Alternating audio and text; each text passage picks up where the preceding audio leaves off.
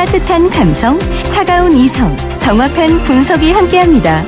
뜨거움과 따뜻함이 함께하는 시간, 신율의 출발 새아침. 신율의 출발 새아침 3부 순서 시작합니다. 오늘 3부에서는 한국소비자원 이도경 조사관과 함께 렌탈 문제 집중적으로 짚어봅니다. 교통정보 듣고 3부 순서 시작합니다.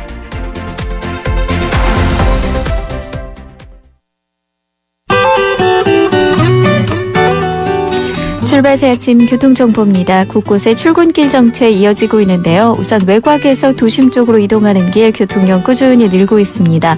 통일로가 도심 방면으로 홍은 사거리에서 독립문역 통과하기 어렵고요. 종로도 도심 방면으로 용두동 사거리에서 동대문역, 종로 3가에서 2가 구간 차간 거리가 좁혀져 있습니다. 도봉로는 미아역에서 미아 사거리까지, 이어지는 동서문로가 동선일동 주민센터에서 회부동 사거리까지 더딘 흐름이고요. 분당에서 강남권으로 이동하는 도로 중에는 분당 내곡간 도시고속도로 아직은 상황이 좋은 편입니다. 분당 수서로의 경우는 장지나들목에서부터 탄천 1교 구간 정체와 서행을 반복하고 있고요. 반대쪽 청담대교 남단에서 탄천 1교 지나는데도 속도를 늦추고 있습니다. 과천대로는 남태령곡에서 사당역 구간이 밀리고요. 이어지는 동작대로 오늘은 비교적 상황이 좋은 편인데요. 이수역에서 경문고등학교 앞까지만 짧은 구간 정체가 나타나고 있습니다. 지금까지 출발 새아침 교통정보 유보연이었습니다.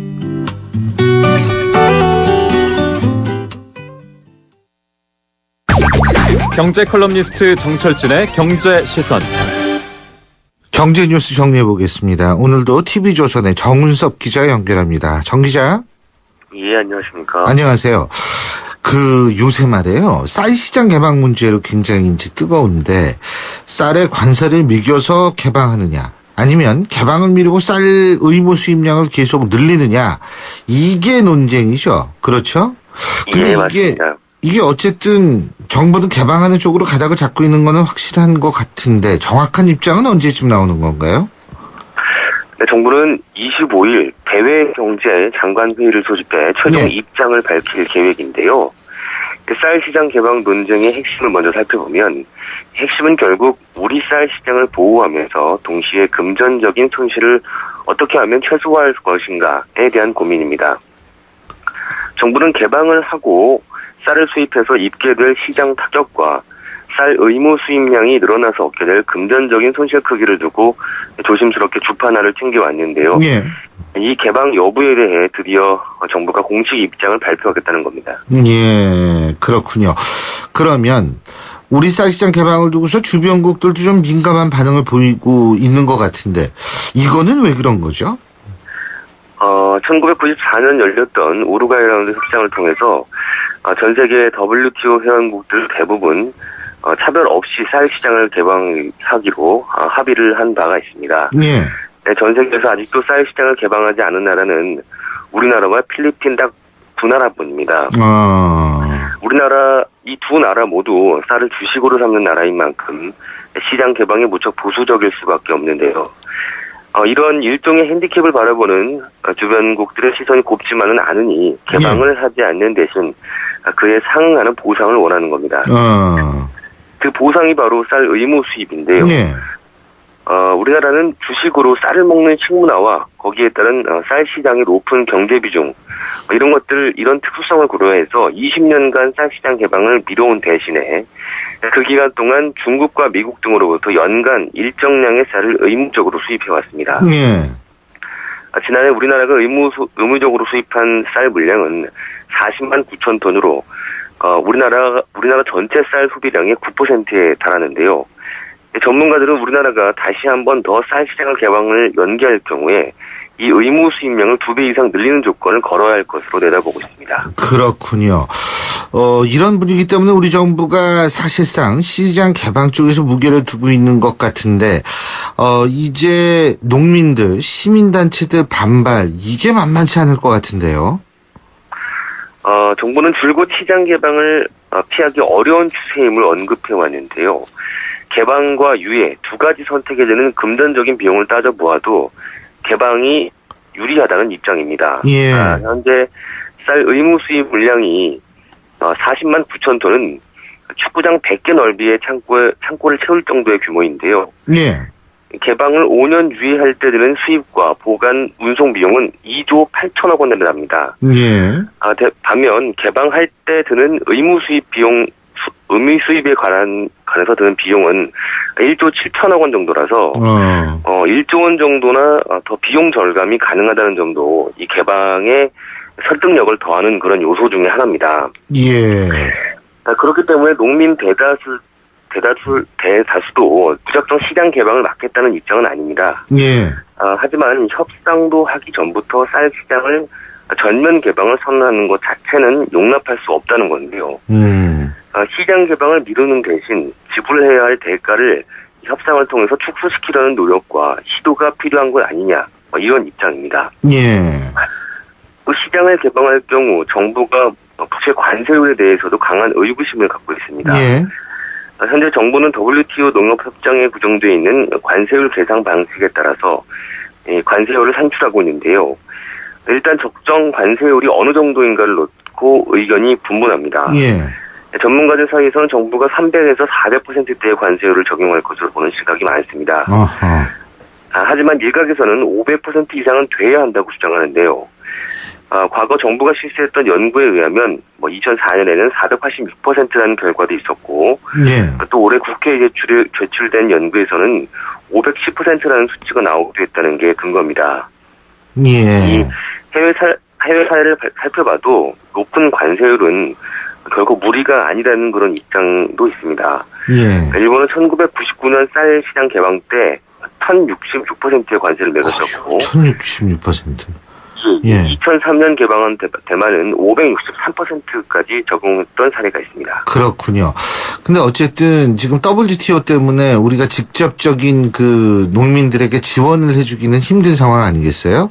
근데 외국 사례를 보면은 환경보전금 다른 이름으로 지원을 많이 해주는 것 같더라고요. 그래서 어쨌든 관세율도 높이고 지원도 최대한으로 늘려서 이 농민 피해를 좀 막는 게 바람직하지 않을까 이런 생각이 드네요.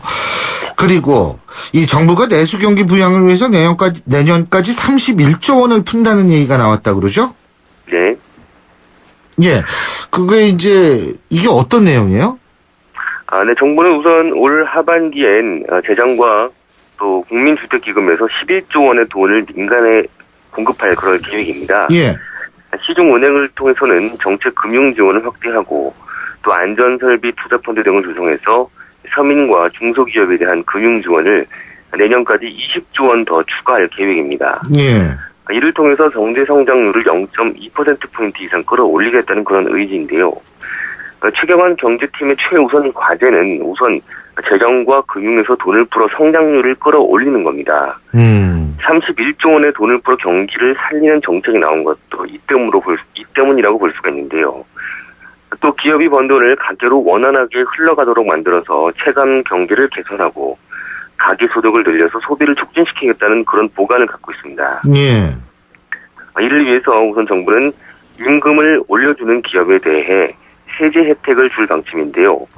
올해 임금 상승률이 최근 3년 평균 상승률을 넘어설 경우 그 초과분에 최대 10%까지 세액 공제를 해주겠다는 겁니다. 예. 이거는 어제 다뤘던 주제죠. 기업들이 쌓아놓은 막대한 사내 유보금을 풀도록 유도하는 한 가지 장치로 볼 수가 있겠습니다. 그렇군요. 이 서민들 중에 특히 상당수를 차지한다라고 볼 수밖에 없는 취약계층, 저소득층에 대한 소득 안정화 이것도 필요해 보이는데 이거는 어떻습니까? 네, 이번 가계소득 확대 체계는 노인과 비정규직 또 저소득 가구 등 생계가 어려운 서민에 대한 지원책도 담겨 있는데요. 비정규직을 정규직으로 전하는 중소기업에 대해 임금의 일정 부분을 지원하는가 하면 65세 이상 생계형 저축 가입자의 비과세 한도를 지금보다 1,000만 원 늘리는 방안도 추진합니다. 예. 고령층의 이자 소득을 늘려 소득을 안정화시키겠다는 건데요. 전문가들은 정부가 다양한 소득 수준의 서민층을 폭넓게 아우르는 그런 소비 활성화 정책을 내놓았다는 평가도 내놓고 있습니다. 예, 잘 알겠습니다. 오늘 소식은 여기까지 듣죠. 고맙습니다. 네, 감사합니다. 예, 지금까지 TV조선의 정훈섭 기자였습니다. 출발 새 아침은 청취자들의 참여를 기다립니다. 짧은 문자 50원, 긴 문자 100원의 문자 서비스 혹은 트위터 YTN 알스타트로 함께해 주세요. 참여하신 분들 중 몇 분을 선정해 준비한 선물을 보내드립니다.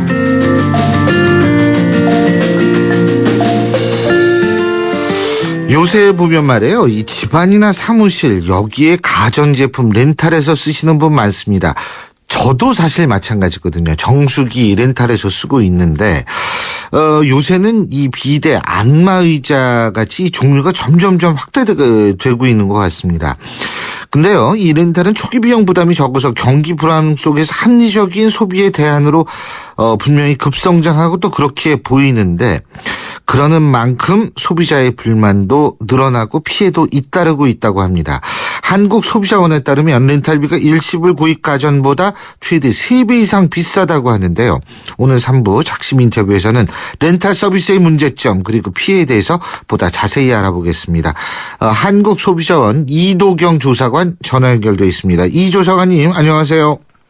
네, 안녕하세요. 예, 그 렌탈 서비스가 원래보다 3배가 비싸다 이런 보도가 있었는데 네네. 그 렌탈 업체가 빌려주는 것에 대해서 이윤을 남기기 위해서는 비쌀 수도 있다. 뭐 이렇게 생각할 수 있는 거 아니겠어요? 그리고 이제 그 AS 계속해주고, 그죠?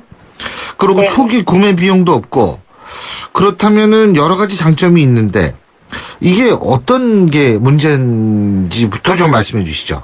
네. 말씀하신 것처럼 정수기와 같은 렌탈 제품은 필터 교환 같은 그런 관리 서비스를 받을 수 있기 때문에 예. 제품 일시불 구입가보다 비싼 것은 당연합니다. 예. 네, 하지만 안마의자나 TV, 침대 이런 설치 후에 특별한 관리 서비스를 제공하지 않는 렌탈 제품까지 구입가랑 지나치게 차이가 나는 것은 문제가 있다고 생각을 합니다. 예, 그렇군요. 지나치게 비싼 게 문제다. 그죠? 네. 그럼 구체적인 수치를 좀 비교해 보시죠. 예를 들어 가장 많이 사용하시는 그 정수기나 이온수기 같은 제품은 예. 2.3배에서 2.9배 가량 차이가 났고요. 예. 공기청정기와 비데는 3배 가량 차이가 났고, 그리고 다음으로 침대는 2.4배, 안마의자는 1.7배 순으로 차이가 났습니다. 공기청정기가 제일 그러니까 이게 비싼 거네요. 그죠? 네, 저희가 조사한 거에 따르면 공기청정기 제품에서 가장 차이가 많이 났습니다. 아, 그렇군요. 그런데 이게 약정 기간도 문제라고 그러더라고요. 네. 그 조사를 해보니 대부분 렌탈 업체가 의무 사용 기간을 길게 두고 있었는데 예. 그 의무 사용 기간은 위약금이랑 연결이 되기 때문에 예. 길면 좋지 않습니다. 조사 결과 대부분이 36개월에서 39개월로 약정 기간을 정하고 총 계약 기간도 최대 5년까지 정하고 있었는데요. 그 미국 같은 경우에는 의무 사용 기간을 대체로 2년 이하로 정하고 있거든요. 네. 이런 것과 비교해서 상대적으로는 길다고 볼 수 있습니다. 아, 그렇군요. 그리고 이제 특히 문제가 되는 게, 자, 이제 제가 뭐 안마의자나 예를 들면 정수기를 쓰려고 렌탈을 딱 하려고 그러는데 물건이 딱 왔어요. 근데 네. 이게 상자 딱 뜯어보니까 이게 물건 상태가 아주 안 좋은 겁니다. 예? 네. 그래가지고 반품을 원할 때도 위약금 내야 되는 거죠. 예를 들어서 예. 제품 불량이거나 광고 내용과 전혀 다른 제품이 오거나 이런 경우에도 예. 청약 철회권은 행사가 가능하거든요. 청약 철회권은 위약금 안 내고 예. 반품을 할 수 있는 그 계약을 해지할 수 있는 권리입니다. 근데 이제 중요한 게 어떤 형식으로 샀는지 그리고 개인 변심인지 제품 불량인지에 따라서 달라지기 때문에 상담은 받아보셔야 되겠지만 TV 홈쇼핑이나 인터넷을 통해서 샀다가 뜯지 않았는데 물론 뜯더라도 제품이 훼손되지 않았으면 7일 이내에 청약철회를 하실 수 있고요. 예. 방문 판매로 구입하신 경우에는 14일 이내에 청약 철회를 할 수 있습니다. 아, 그렇군요. 네. 저기 우리 청취자 문자 온 거 한번 대신 여쭤보겠습니다. 네. 예. 9401님이 이런 거 보내주셨거든요. 저는 러닝머신 대여해서 쓰는데 다 쓰고 가져가라고 하니까 안 가져가더라고요. 돈은 계속 나가고요. 이런 일도 있습니까? 다 쓰고요. 그러니까 예. 그러니까 본인이 이제 이게 확실한 거는 모르겠어요. 대여 기간이 끝난 건지 아닌지도 모르겠는데 어쨌든 본인이 어느 정도 다 쓰고 나서 이제 가져가라 그러니까 안 가져간다. 돈은 계속 나가고 이런 경우.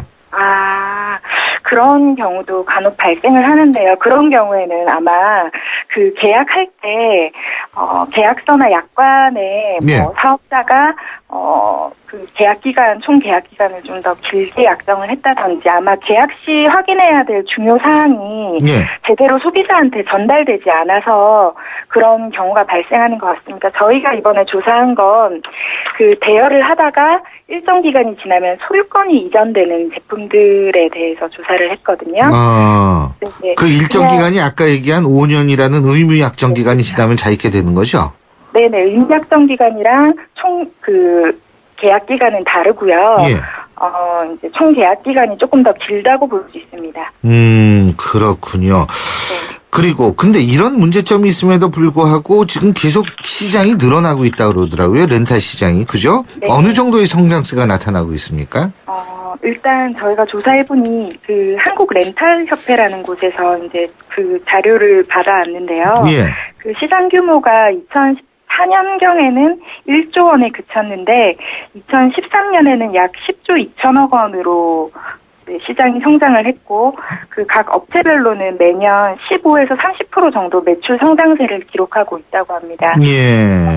치면 이제 우리나라에서 국내에서 피부 관리나 헬스 성형 같은 이런 국내 뷰티 산업 규모랑 맞먹는 규모라고 볼 수 있습니다. 아, 그렇군요. 그러니까 요새는 웬만한 거 다 빌려다 쓸 수 있더라고요. 네네. 그런데 이게 그러니까 결국 초기 비용이 적게 들기 때문에 이렇게 시장이 성장하고 사람들이 많이 쓰는 거죠? 네, 그렇죠. 그런데 어쨌든 이런 경우도 있을 수 있을 것 같거든요. 어떤 경우냐 하면 예를 들면 내가 이제 물건을 빌려다 쓰는데 이게 이 고장이 예를 들면 특히 이제 가전제품 같은 경우에 이제 그런 상황이 벌어질 수 있을 텐데 고장이 났을 경우에 사용자의 실수냐 아니면 기계 자체의 결함 때문에 나중에 나타나는 고장이냐 여기에 따라서 뭐 달라지는 게 있습니까? 네네. 그 사업자 비책인 경우에는 사업자 비책이라는 게 뭐예요, 그러니까? 예를 들어서 제품 불량품이라든지 예. 네네 잘못된 광고는 A라는 제품을 했는데 예. 받아 보니까 A-라는 제품이 왔다든지 네네 그런 경우에는 이제 얼마든지 청약 철회를 하실 수 있거든요. 위약금도 조정을 하실 수 있고 이제 하지만 이제 소비자 비책이라고 해서 예를 들어 물건을 쓰다가 고장이 났는데 소비자의 잘못으로 인한 거라든지 청약 철회를 할 수 있는 기간이 정해져 있는데 그 기간이 지나서 계약 해지를 하는 경우에 또 그런 경우에는 또 위약금을 또 내셔야 합니다. 아, 그렇군요. 그렇다면 시장이 커지는 만큼 우리가 지금 얘기한 이런 문제점을 개선하기 위한 어떤 대책이 필요할 것 같은데요. 그죠? 어떤 방안이 있습니까? 예를 들어 미국 같은 경우에는 렌탈 시장이 굉장히 발달했는데요. 그렇기 때문에 소비자 임대 구매 계약법이라고 소위 렌탈법이라는 것이 대부분 주에서 입법화되었고 그 내용으로는 그 소비자가 렌탈을 하려고 할 때 제품 일시불 구입가랑 총 렌탈 비용 두 개를 동시에 반드시 명기하도록 되어져 있습니다. 그래서 이제 소비자가 그 두 비용을 비교해보고 살 수 있도록 하고 있는데 우리나라에서도 렌탈 시장이 커지는 만큼 그 렌탈 업체들이 총 렌탈 비용이나 일시불 구입가 같은 중요한 정보를 소비자에게 반드시 제공할 수 있도록 그런 대비책을 마련할 필요가 있습니다. 예, 잘 알겠습니다. 어쨌든 이 빌려 쓴다고 무작정 부담 없이 빌려 쓰지 말고 잘 생각해 봐야 되는 것도 사실이네요. 네, 그렇죠. 네. 예, 오늘 말씀 잘 들었습니다. 고맙습니다. 네, 감사합니다. 예, 지금까지 한국소비자원 이도경 조사관이었습니다. 우리 아이 수학 성적이요? 걱정 없죠. 그럼 수학 실력은 어떨까요? 지금 아이의 수학을 진단하세요. 정확한 진단과 처방이 진짜 수학 성적을 만듭니다. 스스로 수학. 8월까지 2과목 이상 신청하시면 스스로 펜을 드립니다. 신율의 출발 새 아침 3부 순서는 여기까지입니다. 잠시 뒤 4부에서 뵙겠습니다. 인천 지역 맞춤형 일자리 창출 지원 사업. 인천 지역에 맞는 맞춤형 교육을 통해 준비된 인재가 지역의 관련 기업으로 취업하는 사업입니다. 취업 희망자는 채용 희망 기업이 원하는 기술이나 지식을 배울 수 있어서 좋고 채용 희망 기업은 기업이 원하는 능력을 갖춘 취업 희망자를 뽑을 수 있어서 좋은 인천 지역 맞춤 일자리 창출 지원 사업. 자세한 사항은 인터넷 홈페이지 injob.or.kr에서 확인하실 수 있습니다. 이 캠페인은 고용노동부, 인천광역시, 사단법인 인천벤처기업협회와 함께합니다. 대한민국 사장님들, 이보영이에요. 사업하면서 힘든 일 참 많으시죠? 이젠 노란 우산 공제 꼭 챙기세요. 갑작스레 소나기가 와도 우산 하나 챙겨놓으면 걱정 없잖아요. 소득 공제는 물론 복리 이자에 목돈 마련 저축도 되고 법으로도 보호되니까 노란 우산 공제 하나면 마음이 든든. 50인 미만 소기업, 10인 미만 소상공인 사장님이라면 누구나 가입하실 수 있대요. 창업할 때 가장 먼저, 사업할 때 가장 가까이. 참 든든한 동행, 노란 우산 공제. 이 캠페인은 중소기업 중앙회와 함께합니다. 여러분은 지금 신율 교수가 진행하는 출발 새 아침을 듣고 계십니다. 신율의 출발 새 아침 4부 광고 듣고 시작합니다. 휴가철엔 비행기값 반값 더블로 받아 속상하지만 더블로 받아 기쁜 것도 있다. 한국타이어 썸머 핫 이벤트. 한국타이어 전문점에 방문만 해도 포드포커스 디젤 등 선물을. T스테이션 가면 안전점검으로 안심 주는 더블 이벤트. 8월 말까지 자세한 내용 홈페이지 참조. 드라이빙 이모션 한국타이어. 우리 아이 수학 성적이요? 걱정 없죠. 그럼 수학 실력은 어떨까요? 지금 아이의 수학을 진단하세요. 정확한 진단과 처방이 진짜 수학 성적을 만듭니다. 스스로 수학. 8월까지 2과목 이상 신청하시면 스스로 펜을 드립니다.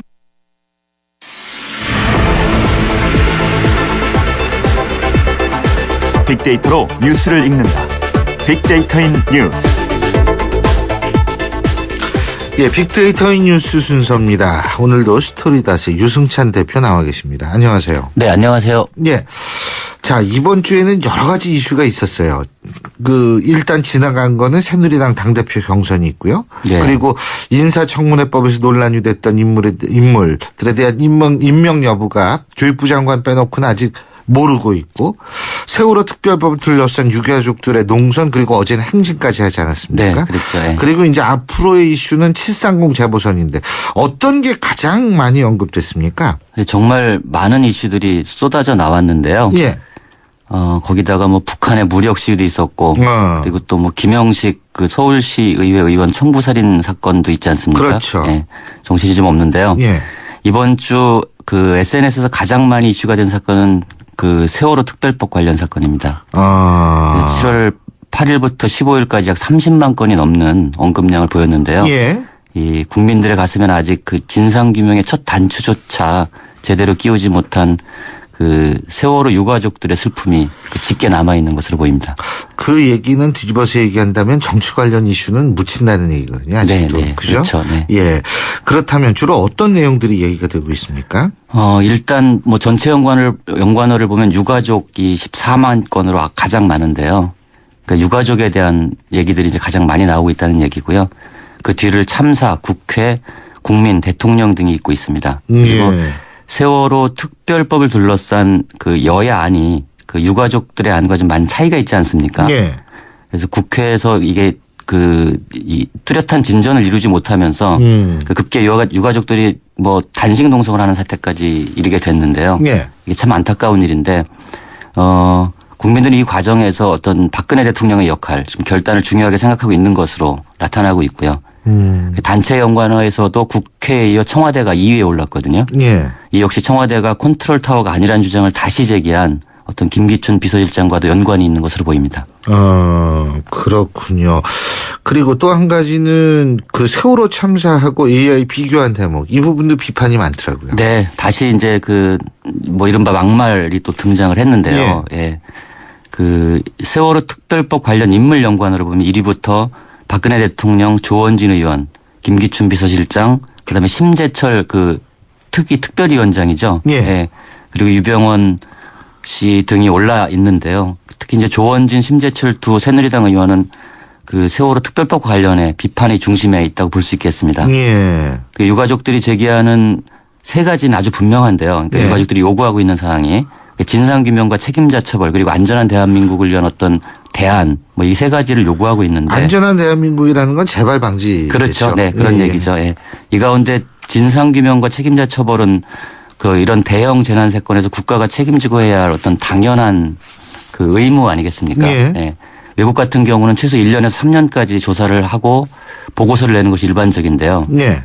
아무튼 세월호 참사를 이 정치적으로 해석하거나 이런 참사를 정치적 이익에 따라 판단하고 그 하는 것은 뭐 대단히 잘못된 일이라고 볼 수 있겠습니다. 특히 이제 유가족들의 아픈 마음에 소금을 뿌리는 이런 그 조원진의원 AI에 비교한 것 같은 이런 막말은 사실 정말 용납해서는 안 되는 일이라고 생각하는데요. 예. 뭐 안타까운 일입니다. 그렇습니다. 긍부정 연관은 어떻게 나타나고 있습니까? 일단 뭐 살펴보기 전에 인물 연관을 조금 더 살펴보면 6위부터 뭐 유재석, 김재동, 김장훈 등 연예인 3명이 올라 있거든요. 아. 예, 예. 그리고 이 뭐 책임지거나 혹은 막말을 한 정치인 말고 세월호 유족들을 이루하는 것이 연예인인 듯한 느낌을 주는 대목인데요. 예.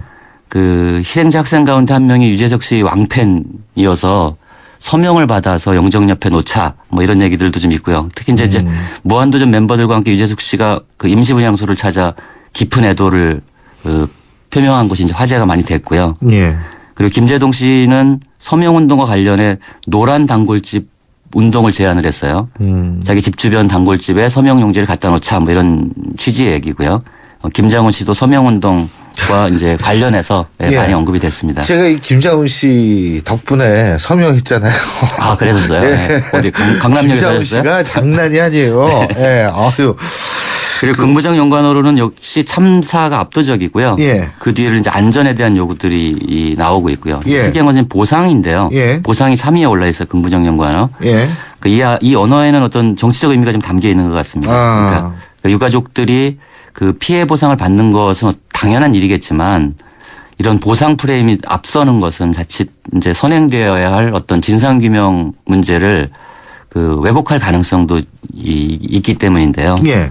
어쨌거나 이 하루 4만 건이 넘는 이 높은 언급량을 기록하고 있다는 사실 자체가 아직도 국민들 깊숙이 예. 세월호 참사가 자리 잡고 있다는 사실을 말해주는데요. 정치권이 이 사실을 외면해서는 안 될 것이라고 생각합니다. 아, 그럼요. 그 당연하죠. 네. 자, 그러면 이번에는 이번 주 인물을 알아볼 순서인데 6위부터 10위까지 먼저 알아보죠. 이윤지 아나운서.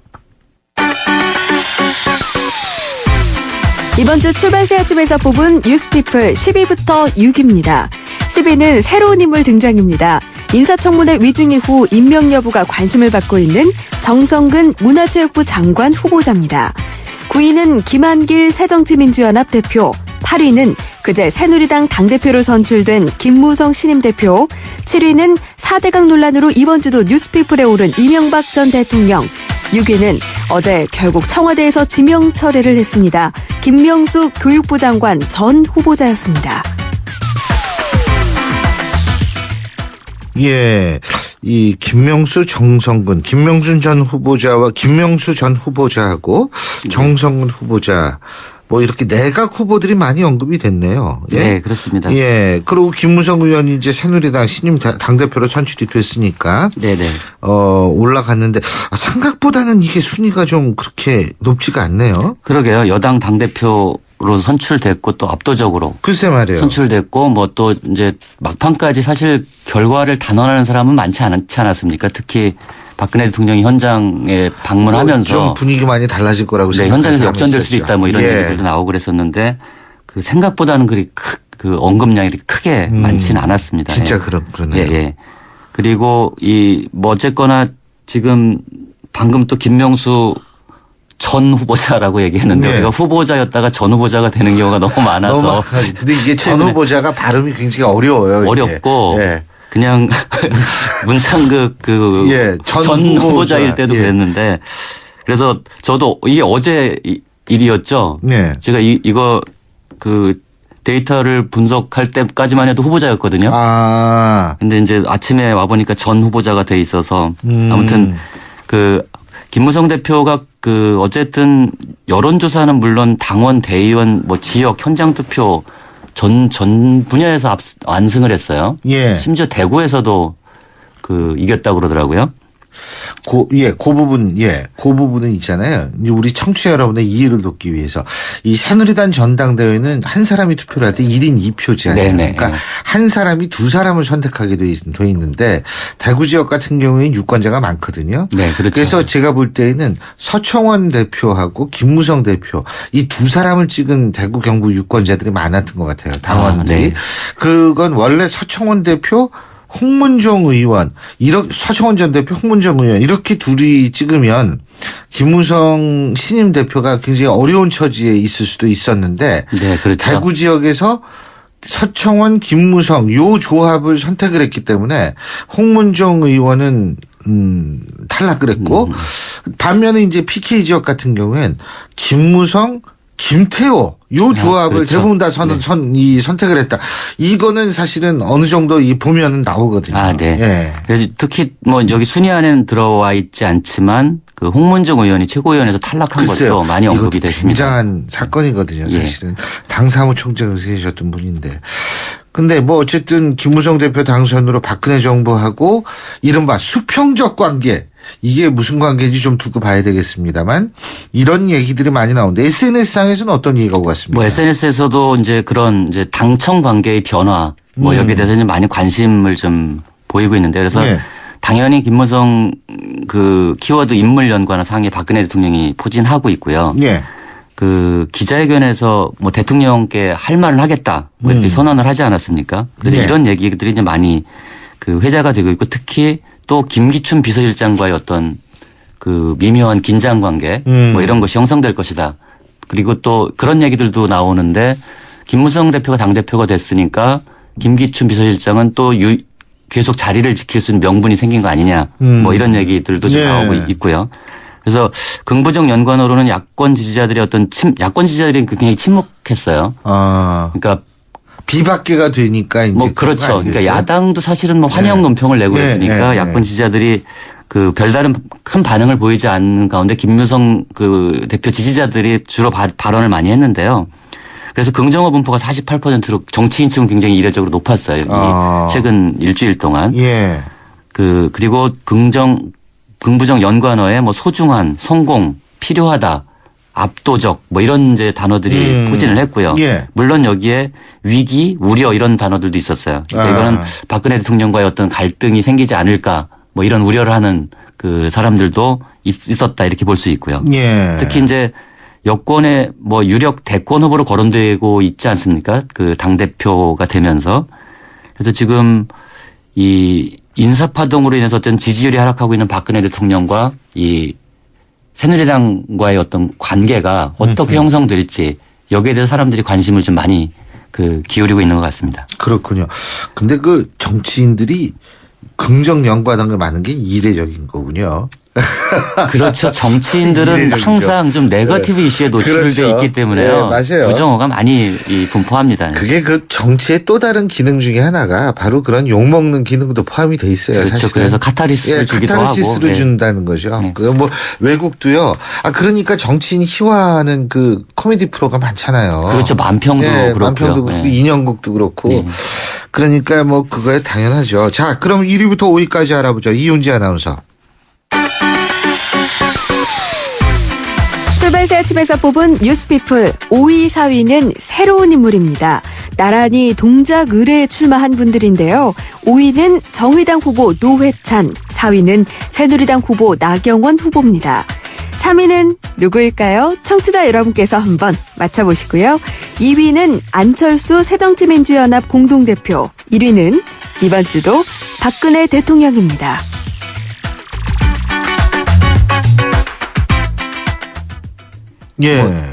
자, 알아맞히기부터 해봐야죠. 쉽죠? 쉬운데 이게 730 재보선 관련된 분이죠? 네, 맞습니다. 그러면은 당연히 여기서 빠진 사람이 있습니다. 권은희 후보죠. 네, 맞습니다. 권은희 후보에 대해서 이제 새누리당이 십자포화를 퍼부었지 않습니까? 공천이 확정되고 나서 그러면서 언급량이 굉장히 그 빠르게 치솟았어요. 예. 그래서 그 지금 그 전체 연관어에 보면 이제 공천, 광주, 안철수, 뭐 전략, 국정원 이런 이제 언어들이 권은희 그 후보 주변에 배치가 돼서 예. 이번 그 이른바 전략 공천 그 안철수 대표가 주도한 전략 공천에 대한 논란이 그 권은희 그 후보를 중심으로 일고 있다 이렇게 볼 수 있고요. 예. 그리고 이 가령 야권 내부에서도 야권 지지자들 내부에서도 권은희 후보 공천에 대해서 이렇게 논란이 좀 있지 않았습니까? 예, 예. 뭐 그 이번에 그런 어떤 정치적 오해의 소지가 있다. 예. 뭐 이런 우려도 이제 제기가 됐었던 상황이어서 그 새누리당의 공세와 더불어서 더 이제 크게 달아올랐다 이렇게 볼 수 있겠고요. 그리고 특히 이제 내부 고발의 순수성 뭐 이런 것들이 의심될 수 있다는 우려들이 이제 많이 제기가 됐습니다. 예, 그렇군요. 그런데 사실 이 여기 나와 있는 분 중에서 지금 동작을 분이 두 분이나 계시잖아요. 그렇죠. 예. 동작을 부분이 두 분이나 계신데 그 좀 여기에 그 기동민 후보도 하나 들어갔으면 예? 다 되는데 어떻게 제1야당 후보가 빠져 있네요. 그래서 저는 교수님이 그 3위를 기동민이라고 얘기할 줄 알고. 아니요, 왜 그러냐면 네.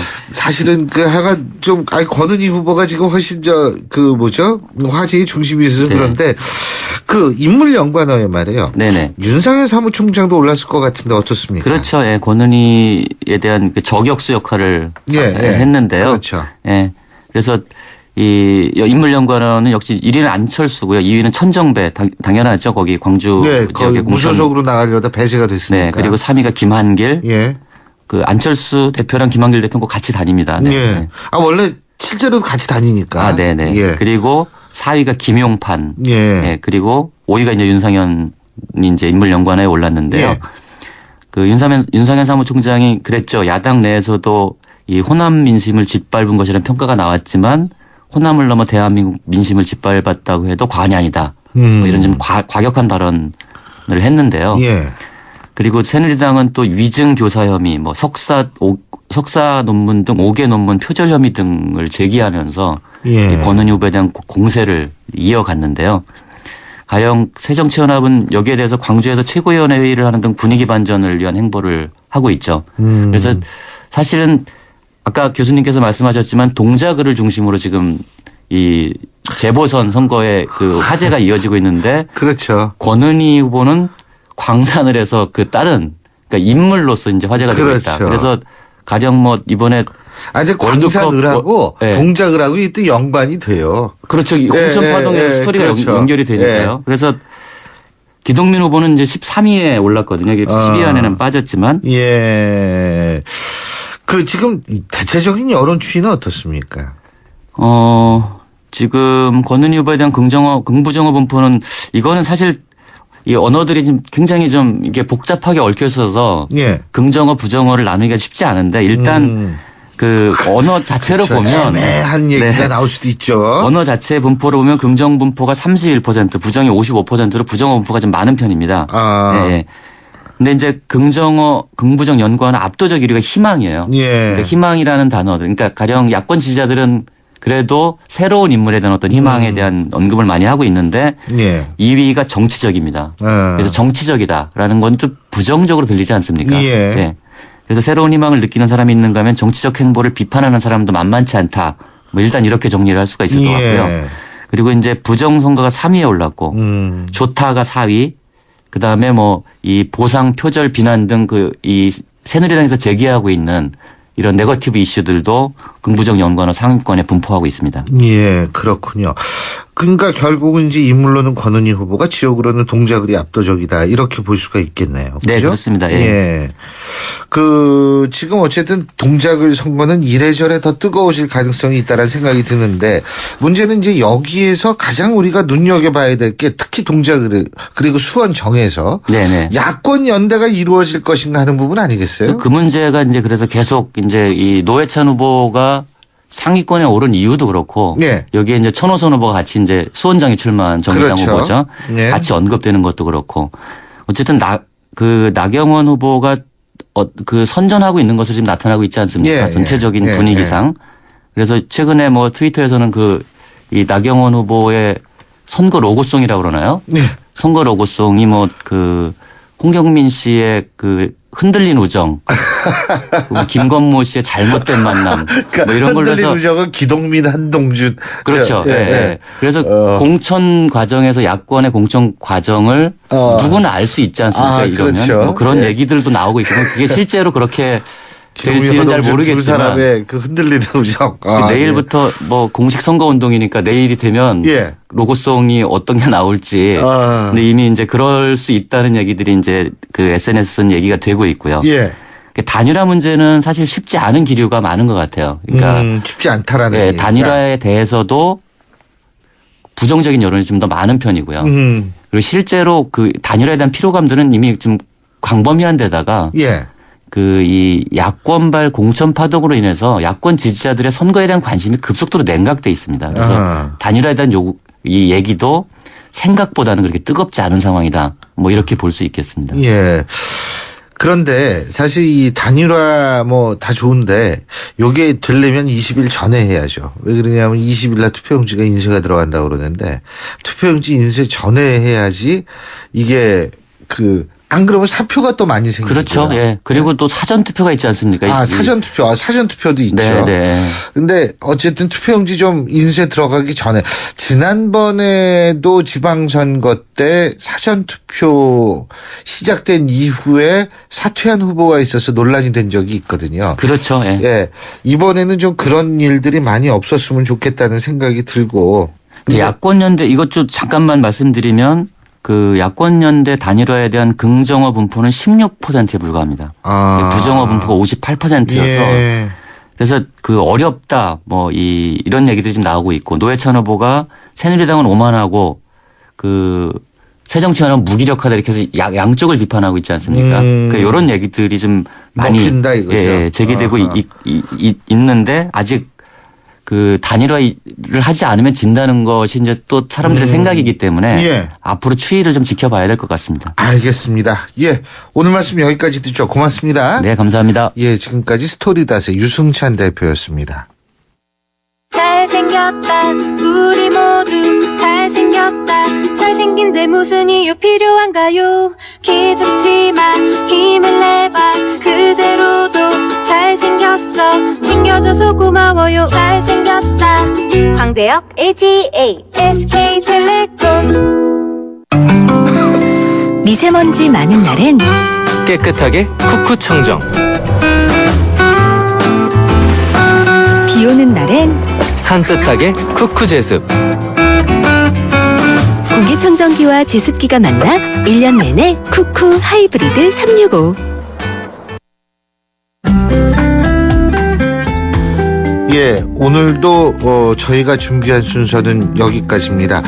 오늘 하루 여러분은 어떤 계획을 갖고 계신지는 모르겠습니다만 계획이라는 거 말입니다. 이 계획이 잘 안 지켜진다고 해서 계획을 세울 필요가 없다. 혹시 이렇게 생각하는 분이 계시다면 저는 생각을 좀 바꿨으면 좋겠다는 생각이 듭니다.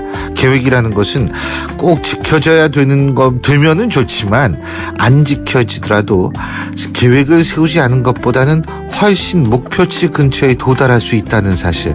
저는 이런 부분에 대해서 여러분들이 좀 한번 생각을 하시고 어쨌든 오늘도 하루 어떻게 보내실까 계획하는 그런 시간 가지시길 바라겠습니다. 지금까지 신유리였습니다.